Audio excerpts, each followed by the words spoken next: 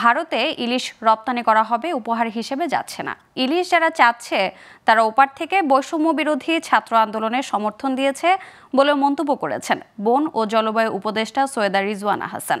সকালে নোয়াখালীর কোম্পানীগঞ্জ উপজেলার মুসাপুরে ভেঙে যাওয়া স্লুইস গেট পরিদর্শনের পর তিনি এ মন্তব্য করেন। উপদেষ্টা বলেন, উজানের প্রচণ্ড স্রোতেই ভেঙে গেছে মুসাপুর রেগুলেটর স্লুইস গেট।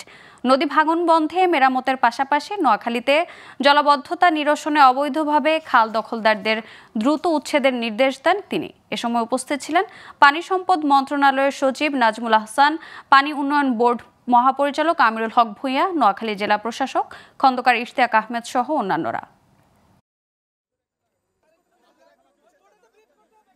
বিদ্যমান বাঁধ আছে যেটা ক্লোজার এবং রেগুলেটর করার কারণে অপ্রয়োজনীয় হয়ে পড়েছিল, ফলে এটার মেরামত হয়নি।